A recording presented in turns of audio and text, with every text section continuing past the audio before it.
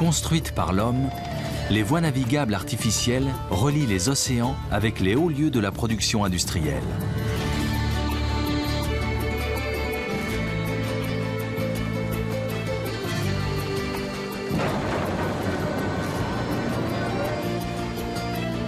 Véritables chefs-d'œuvre d'ingénierie, on les retrouve aux quatre coins du globe, en Europe, en Asie et en Amérique.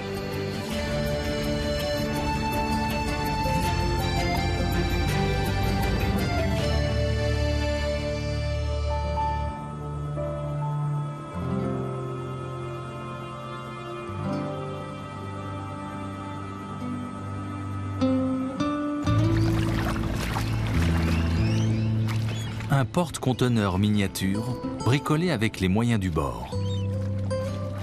Au Panama, tous les petits garçons ou presque rêvent de devenir capitaine et de traverser le canal à bord d'un cargo. Au large de la ville de Panama, des navires de transport de marchandises attendent de pouvoir passer le canal. Chaque jour, le jeune Razir vient sur la plage les admirer. Le capitaine Kim Hoos se dirige vers le port de conteneurs. Son bateau doit franchir le canal demain matin.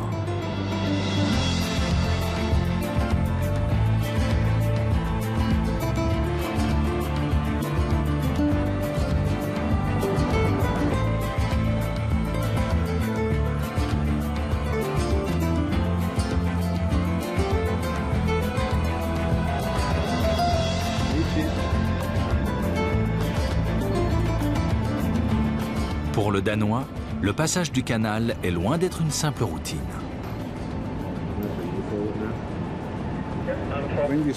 Quand le transit commence, on ne sait jamais vraiment combien de temps ça va prendre, ni comment ça va se passer. La feuille de route peut changer à n'importe quel moment. On peut être obligé de jeter l'ancre sur le lac ou dans une baie entre les deux premières écluses. On ne sait jamais vraiment ce qui va se passer. C'est ce qui est très excitant. Le Jeppesen-Maersk est à l'heure.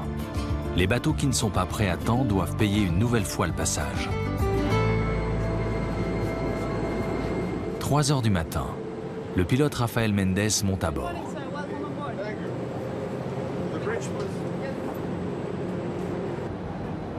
Son travail consiste à emmener le navire de l'autre côté du canal.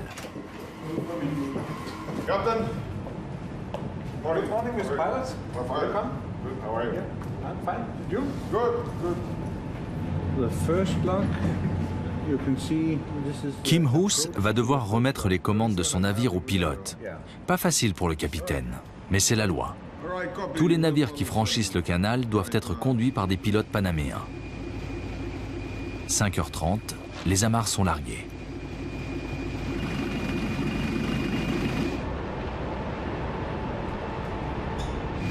Rafael Mendes donne ses directives aux hommes qui travaillent sur l'écluse de Miraflores.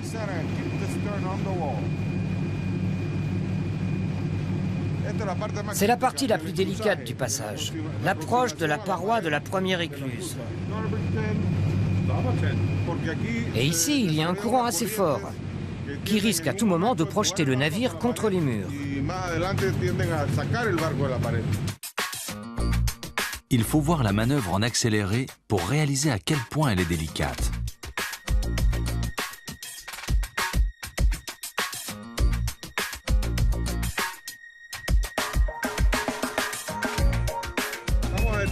Pour freiner le navire, on utilise des locomotives suffisamment puissantes pour équilibrer les mouvements du bateau. Elles nous permettent de mieux contrôler le navire quand on arrive près des portes de l'écluse.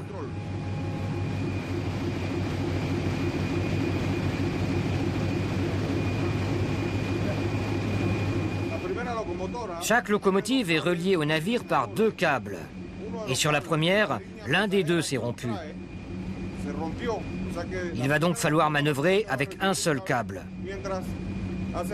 Mais la situation n'est pas trop critique. Allez-y plus lentement.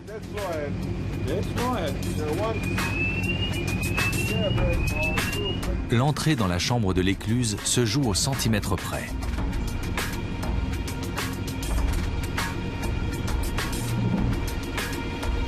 À la moindre erreur, le Jeppesen-Maersk pourrait heurter la paroi ou même la porte de l'écluse. L'objectif de la manœuvre est d'élever les navires. Le chenal est situé à 26 mètres au-dessus du niveau de la mer.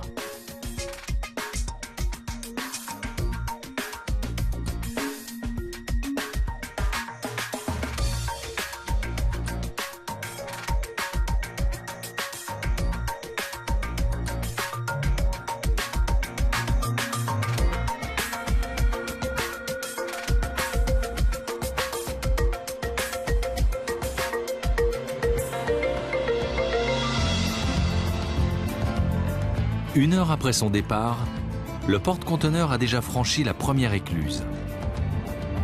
Au loin, derrière Miraflores, on distingue encore le Pacifique.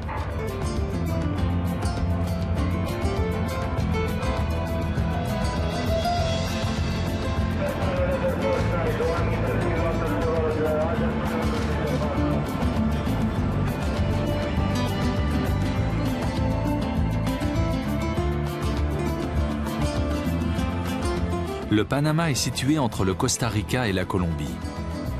Le canal fait 80 km de long et relie le Pacifique au sud à l'Atlantique au nord. Il comporte 3 écluses, 2 au début, Miraflores et Pedro Miguel, puis une à la fin du parcours, celle de Gatún.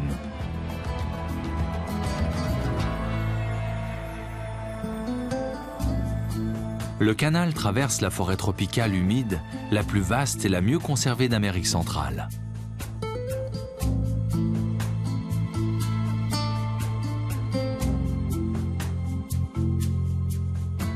Elle abrite encore quelques villages d'Indiens Embera.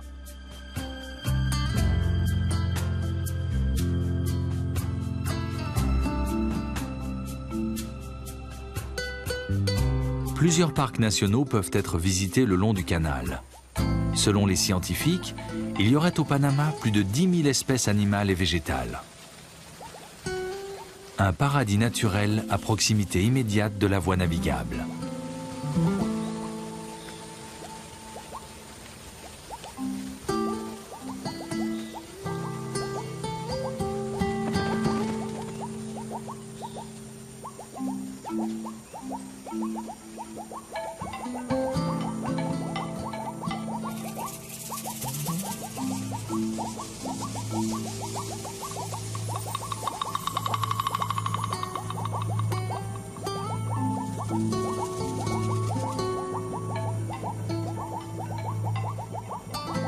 Ici, les amoureux de la nature peuvent observer reptiles, oiseaux et mammifères plus facilement que nulle part ailleurs en Amérique centrale.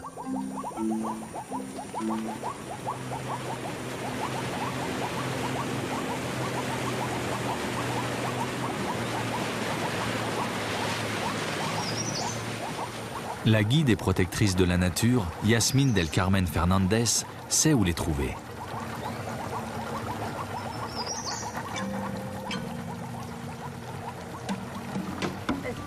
Ça, c'est l'île aux singes.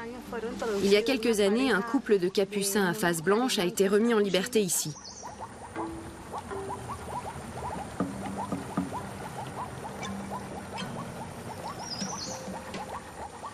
Pour attirer les singes, il faut faire du bruit.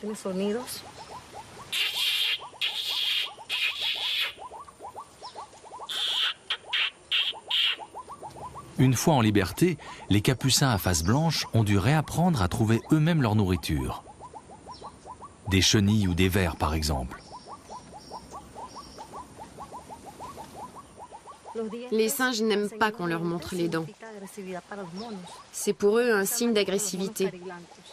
Surtout pour les capucins à face blanche. Voilà pourquoi, quand on est dans cette zone, il vaut mieux cacher ses dents. Les capucins sont curieux et toujours à la recherche de nourriture, y compris sur les bateaux des touristes. Un singe hurleur marque son territoire. Presque partout dans le monde, la forêt tropicale a été déboisée pour être transformée en terre agricole. Au Panama, elle a été préservée grâce au canal qui fournit au pays de grosses rentrées d'argent par le biais des taxes de passage. L'hôtel Gamboa Resort est situé à 2 pas du canal. D'ici partent différentes excursions dans la jungle et un téléphérique qui mène à une tour panoramique.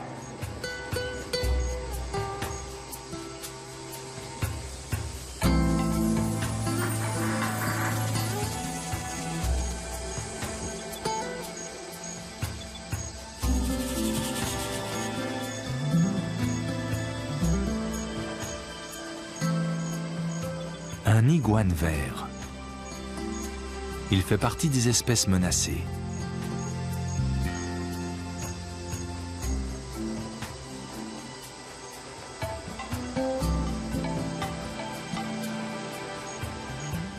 Pour avoir une chance de voir des animaux, les guides sont indispensables. Yasmine n'a aucun mal à découvrir des singes hurleurs dans les branchages.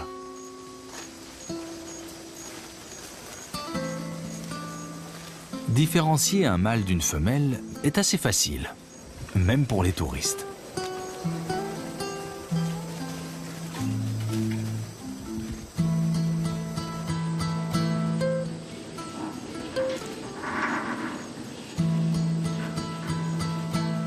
Mais reconnaître un iguane d'un gecko est déjà plus délicat.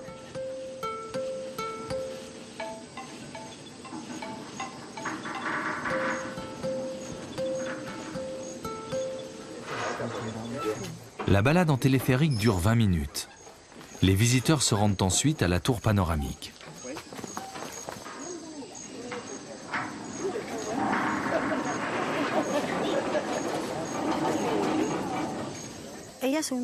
Cette plante est appelée lèvre ardente, parce qu'effectivement on dirait des lèvres. Ces lèvres rouges ne sont pas des fleurs, mais des feuilles qui attirent les insectes. La vraie fleur est petite et jaune. Elle renferme de petits noyaux bleus qui donnent un nectar et contiennent des graines. Les feuilles rouges attirent les papillons qui viennent aspirer le nectar.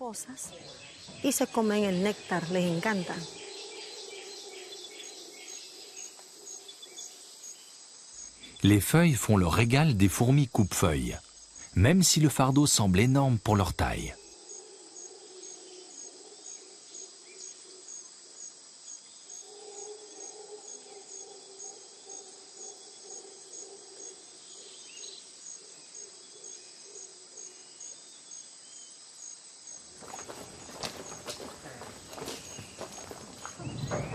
La tour panoramique permet d'observer des oiseaux à différentes hauteurs.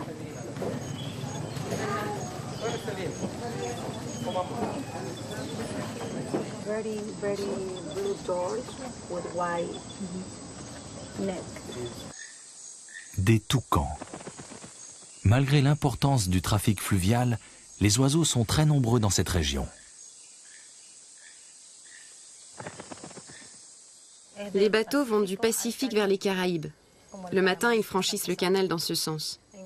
L'après-midi, le trafic se fait dans l'autre sens.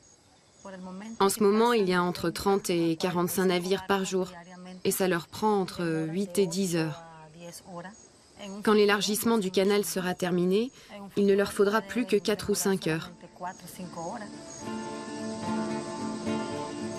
Ce porte-conteneur a déjà effectué la moitié du parcours.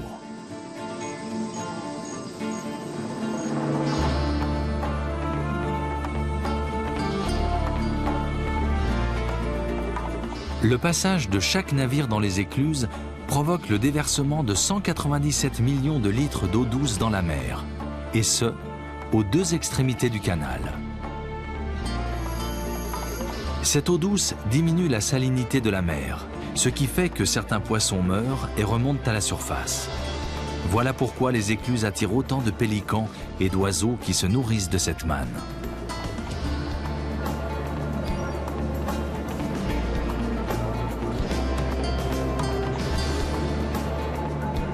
Pour son anniversaire, Razir a demandé à son père de l'emmener sur la terrasse de l'écluse Miraflores.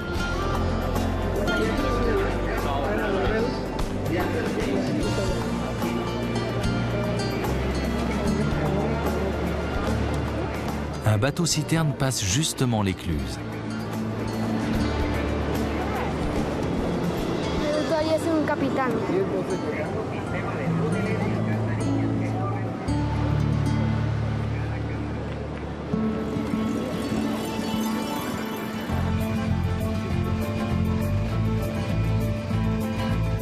Nous retrouvons le capitaine Kim Hoos et le pilote Rafael Mendes.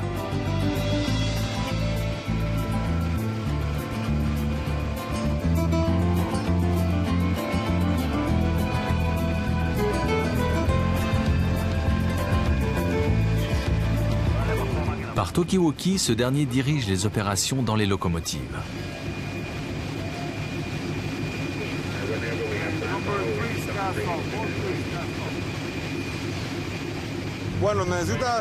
Il faut beaucoup d'années d'expérience pour devenir pilote de porte-conteneurs.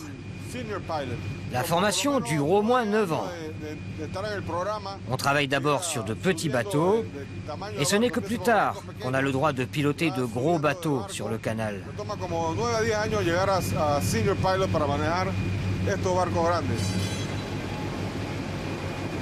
Deux navires peuvent passer l'écluse en parallèle.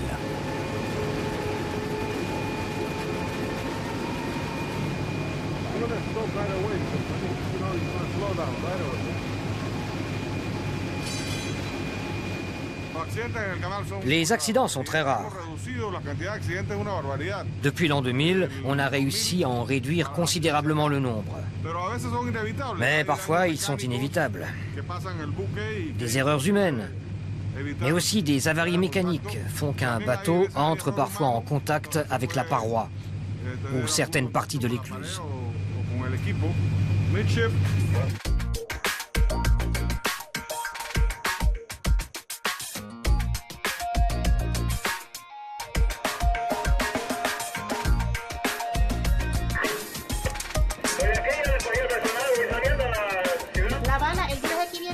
Pour qu'un porte-conteneur passe le canal au mieux, les écluses sont supervisées informatiquement.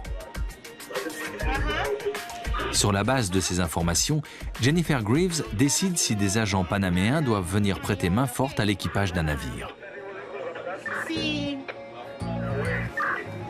Adelante, Jurel.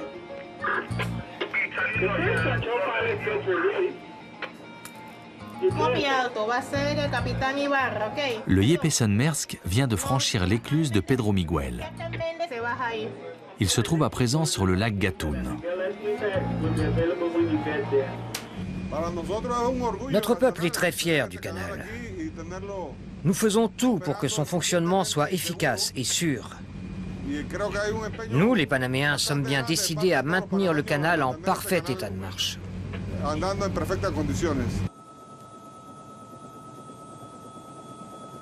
Bientôt, des cargos de haute mer encore plus gros que ceux qui passent actuellement pourront traverser le Panama.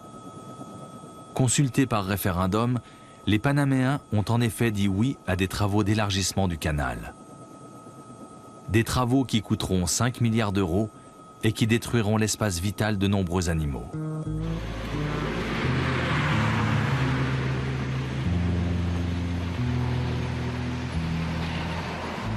Un paresseux, perdu au beau milieu d'une route très fréquentée. Les animaux vivent d'un côté de la route et veulent aller de l'autre. Quand je vois ça, je ne peux pas passer sans rien faire. Nous qui travaillons sur le canal, nous devons nous sentir responsables.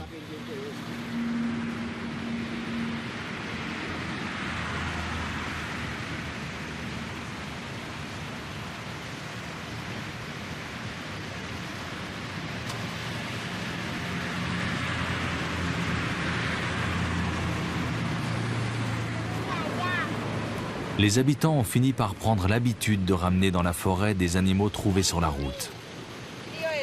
Déplacés à cause des travaux d'élargissement du canal, beaucoup ont du mal à intégrer les limites du nouvel espace vital que les hommes leur ont attribué.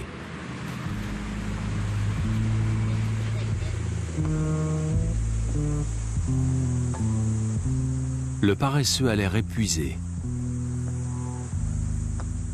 et semble blessé au bras droit.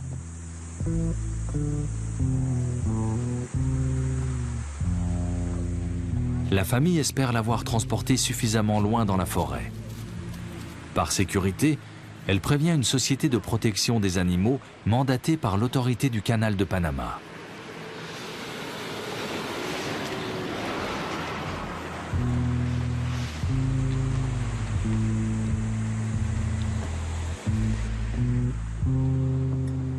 Une équipe arrive au bout d'à peine 10 minutes.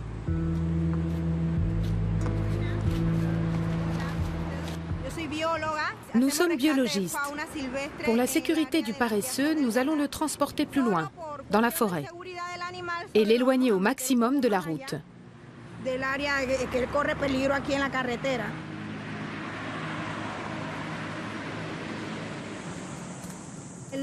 Chez nous, on l'appelle le paresseux à 3 griffes.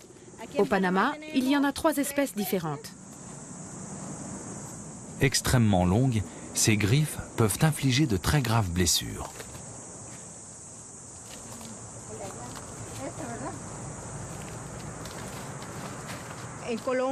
Dans cette région, on est amené à sauver toutes sortes d'animaux. Des oiseaux, des amphibiens, des mammifères et beaucoup de reptiles. Et aussi des crocodiles de 3 à 7 mètres de long. Même s'il a l'air plutôt amorphe, le paresseux peut avoir des réactions assez rapides.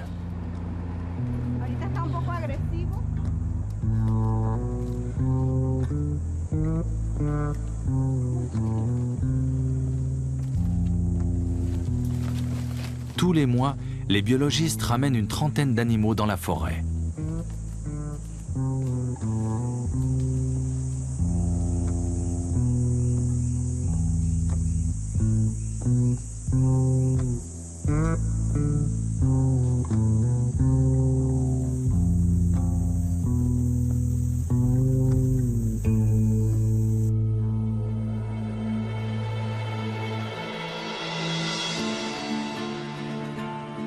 Le Centennial Bridge, juste derrière Pedro Miguel. Pour que les énormes navires puissent traverser le canal dans le futur, le chenal doit être creusé de 17 mètres supplémentaires. Il ne fait que 14 mètres de profondeur actuellement. Les travaux devraient être terminés en 2014. Pendant les opérations de dynamitage, aucun navire ne peut passer. Les bateaux doivent attendre que les pelleteuses aient fini d'enlever les blocs de basalte.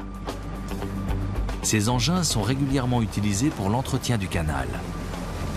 Ils ôtent les éboulis rocheux qui ne cessent de se déposer dans le lit du fleuve et qui risquent d'endommager les bateaux.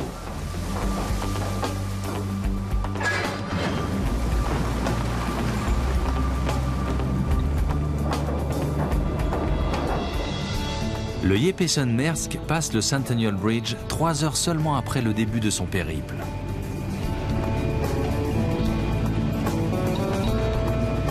Le capitaine Hoos s'approche du Gaillard Cut, l'endroit le plus étroit du chenal. La construction du canal de Panama s'est achevée en 1914 et a coûté la vie à près de 26 000 personnes.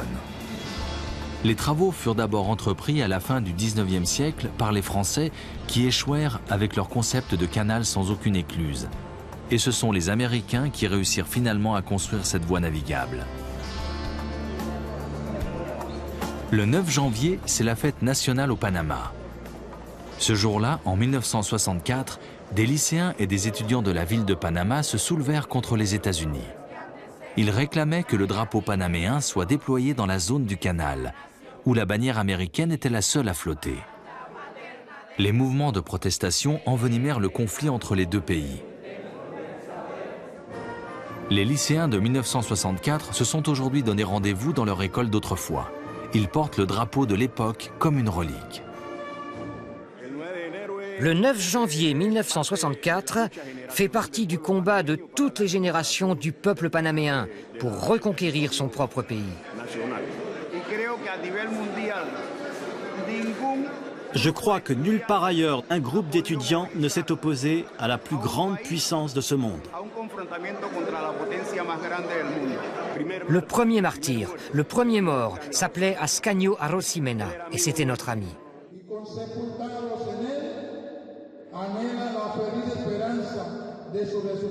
Les affrontements coûtèrent la vie à 23 civils panaméens et 4 soldats américains. Au Panama, le 9 janvier est aussi appelé le jour des martyrs. Si les Panaméens honorent leur mémoire, c'est parce qu'ils ouvrirent la voie à la rétrocession du canal au Panama par les Américains en 1999. Ce n'est pas vraiment un hasard si l'un des plus célèbres romans d'espionnage se déroule dans la ville de Panama. Son titre, Le tailleur de Panama, de John le Carré. Pour son personnage principal, l'auteur se serait inspiré du gérant de l'atelier de couture La Fortuna. Celui-ci est aujourd'hui tenu par le fils du défunt. Pour lui, il ne fait aucun doute que John le Carré a bien connu son père. Le héros du roman, un tailleur qui habille diplomate et haut gradé, ressemble beaucoup à José Abadí. Un jour, mon père a dit au général Torrijos, « Général, enfilez ce costume. » Le général lui a répondu avec un clin d'œil, « José, tu es le seul homme qui puisse me faire baisser mon pantalon. » Forcément, ses relations avec les généraux étaient pour ainsi dire assez intimes quand il leur faisait essayer les uniformes. Dans le roman, le tailleur des généraux et des diplomates se transforme en espion. Mais à l'atelier, on assure que jamais le vrai couturier n'a travaillé pour les services secrets.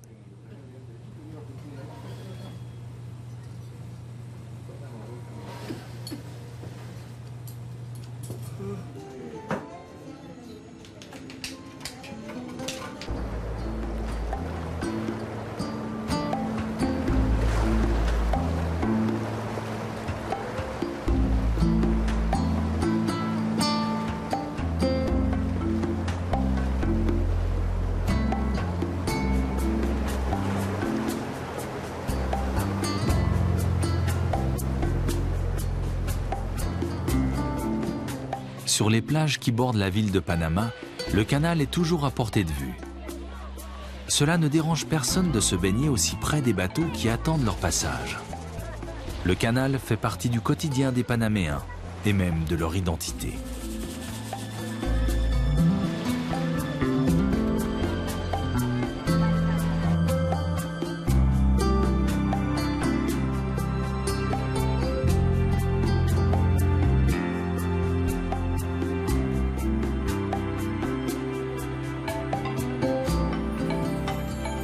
Casco Viejo, le cœur historique de la ville, rappelle son passé colonial. Son patrimoine architectural a pu être conservé, notamment grâce à des fonds de l'Union européenne.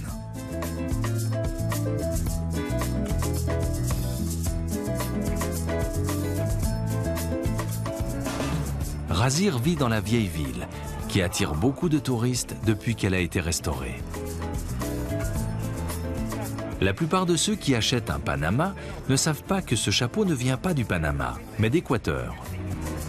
Le président américain Theodore Roosevelt portait un couvre-chef comme celui-ci lorsqu'il visita le chantier du canal en 1906, et c'est probablement de là que lui vient son nom.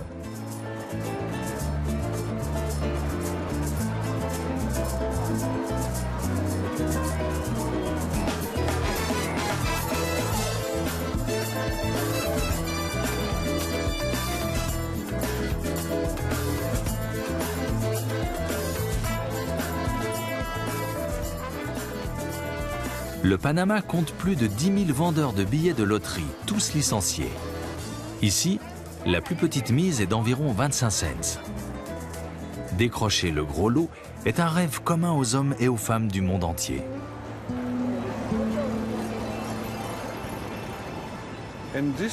Je parcours les mers du globe avec ce bateau depuis bientôt 6 ans. Et je crois que j'ai franchi le canal de Panama une bonne 50aine de fois. Le Jeppesen Maersk transporte principalement des conteneurs frigorifiques remplis de viande, d'avocats et de fruits du Chili. Le prix de passage d'un bateau dépend de sa taille et du nombre de conteneurs qu'il convoie. La taxe peut aller de 200 000 à 300 000 $. Cela peut sembler très cher, mais un bateau qui passe par le canal gagne 10 jours de mer par rapport à un passage par le Cap Horn, à la pointe de l'Amérique du Sud.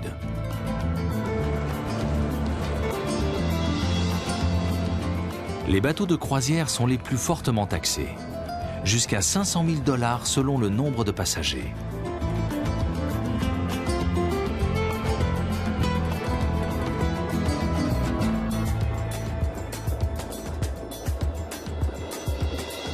Certains bateaux déchargent leurs conteneurs à l'entrée du canal. De là, ils sont alors acheminés par le train jusqu'à la côte opposée, où ils sont de nouveau chargés sur d'autres navires. Pour les petites cargaisons, ce système est plus économique.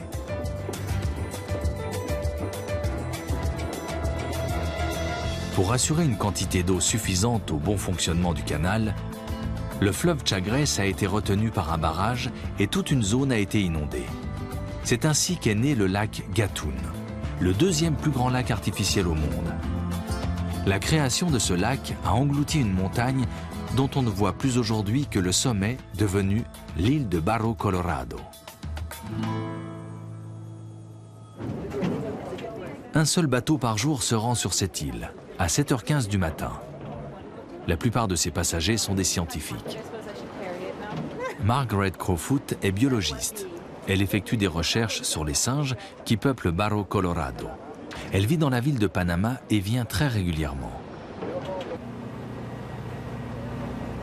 Margaret a reçu une bourse d'études de l'Institut allemand Max Planck et du Smithsonian Institute.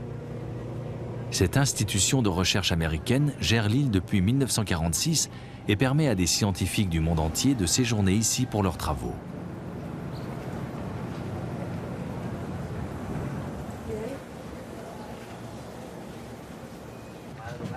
Après une demi-heure de trajet, les scientifiques débarquent. Les touristes peuvent aussi visiter l'île, mais uniquement en petits groupes, et après avoir informé les autorités compétentes de leur venue.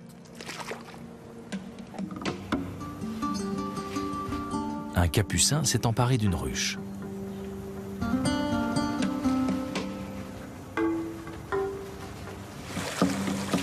Loin des sentiers battus, Margaret se lance à la recherche des singes. Cette biologiste n'a peur de rien, pas même des mygales. Parfois, c'est elle qui est observée. Même si Margaret sait où elle doit chercher singe hurleur ou attelle, il lui arrive de n'apercevoir aucun animal pendant plusieurs jours. Aujourd'hui, elle a de la chance. Elle a découvert des singes hurleurs.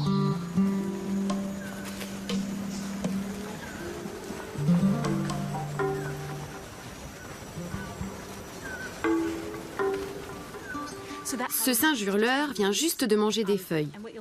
Et comme vous pouvez le voir, il a préféré les feuilles claires aux feuilles sombres. Les feuilles claires sont plus jeunes, elles contiennent moins de protéines membranaires et sont plus faciles à digérer que les autres. Alors que les vieilles feuilles sont plutôt dures, les jeunes sont plus tendres et donc bien meilleures pour les singes.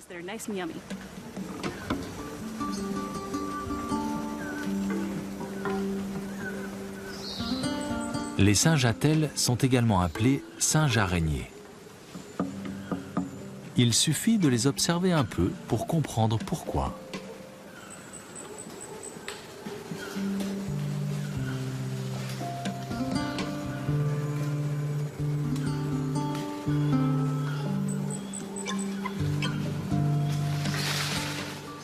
Vous avez vu comment ce singe araignée se suspend par sa queue? Beaucoup de gens pensent que tous les singes peuvent se suspendre par leur queue et se balancer. Mais en fait, seules quelques rares espèces d'Amérique centrale et du Sud peuvent le faire. Leur queue très longue et préhensile leur sert de cinquième membre. De près, on peut voir qu'elle est dépourvue de poils sur sa face interne, ce qui permet aux singes de l'utiliser pour attraper quelque chose ou se suspendre. Seuls les attelles, les singes hurleurs et quelques-uns de leurs très proches parents possèdent une queue préhensile de ce genre.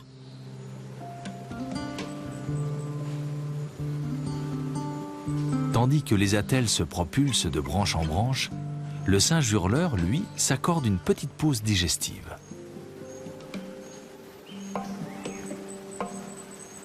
Les singes hurleurs sont l'espèce la plus répandue sur Barro Colorado. Il y en a près de 1200.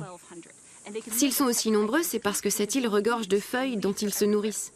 Les singes araignées et les capucins mangent surtout des fruits, et il n'y en a pas beaucoup ici. Margaret a équipé 3 singes de colliers émetteurs.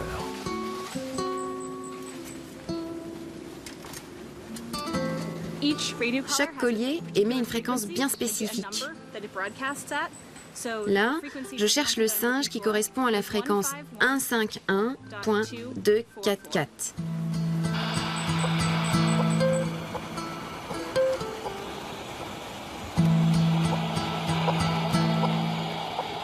Le singe est rapidement localisé.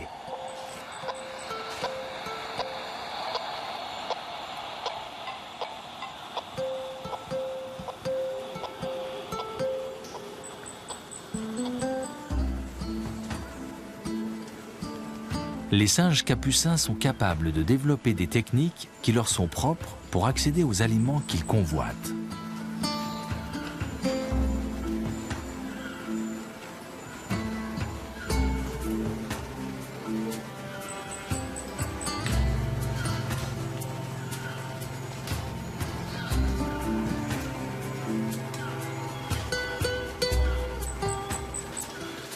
Dans cet arbre de balsa, on vient de voir 2 capucins ouvrir des fleurs pour en boire le nectar. On peut dire que l'année a été mauvaise parce qu'il leur manque de la fourrure sur la queue et le corps. Ils n'ont pas trouvé beaucoup de fruits, ils ont perdu du poids et sont affamés.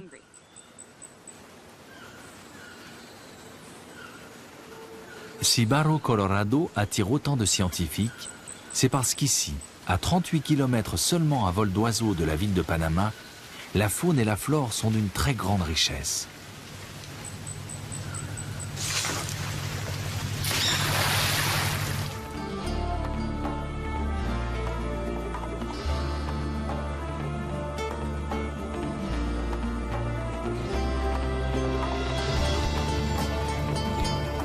À quelques kilomètres de l'Atlantique, les cargos doivent de nouveau jeter l'ancre et attendre leur tour pour franchir la dernière étape du voyage. Le barrage fournit l'électricité nécessaire au fonctionnement des écluses et des remorqueurs aident les bateaux à entrer dans les chambres.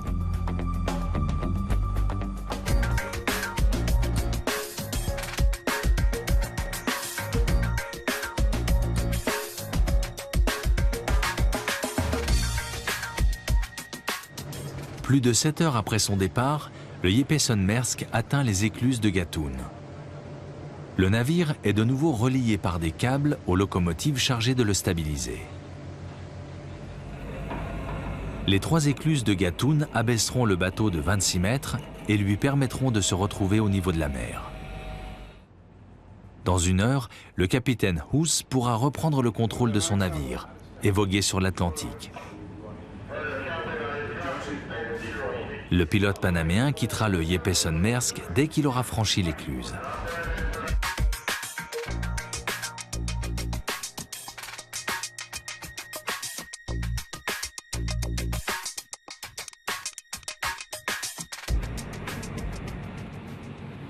Sur l'écluse de Gatun aussi, la manœuvre se fait au centimètre près.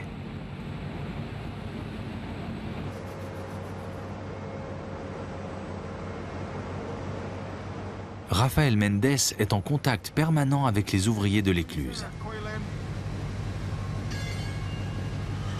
Sur la voie parallèle, il y a visiblement un problème.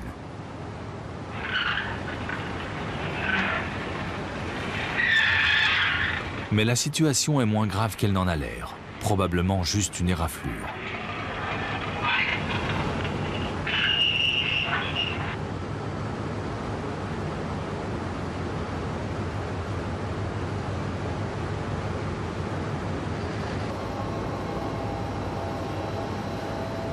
On ne trouve ces locomotives que sur les écluses du canal de Panama.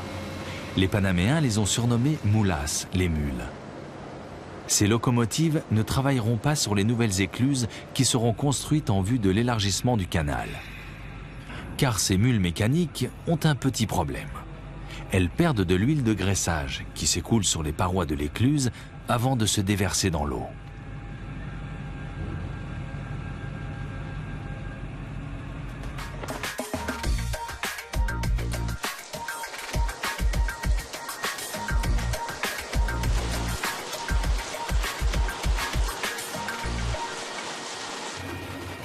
Le Jeppesen-Maersk a lui aussi subi un petit dommage. Une locomotive a arraché un fanal avec un câble métallique.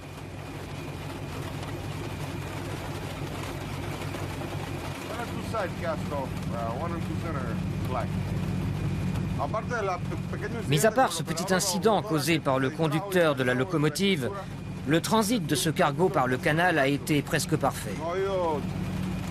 On n'a pas perdu de temps. Le capitaine et son équipage ont fait du bon boulot.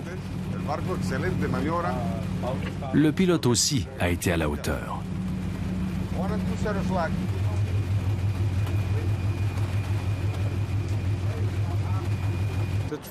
La traversée s'est bien passée. Je crois que ça a été la plus rapide que j'ai jamais faite. D'habitude, c'est beaucoup plus lent. Il est à peine 12h30. Quand on part trop tard et qu'on doit jeter l'ancre sur le lac parce que les navires qui viennent de l'Atlantique ont la priorité, alors le transit peut durer jusqu'à 24 heures. Parfois on a de la chance et parfois non. En fin de parcours, le Jeppesen-Maersk longe la ville de Colón sur la côte Caraïbe.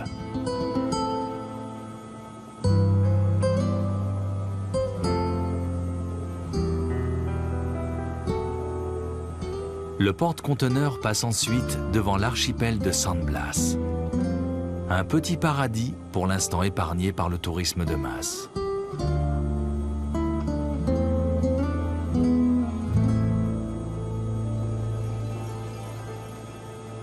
Dans 2 semaines, le Jeppesen-Maersk jettera l'ancre à Rotterdam, son port de destination.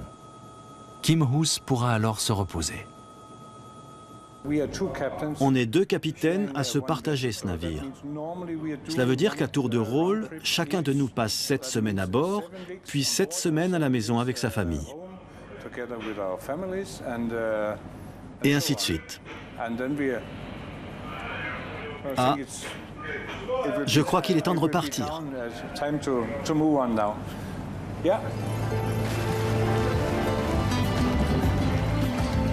Pour Razir aussi, il est temps de rentrer à la maison. Et peut-être qu'un jour, il réalisera son rêve, celui de travailler sur un tel bateau.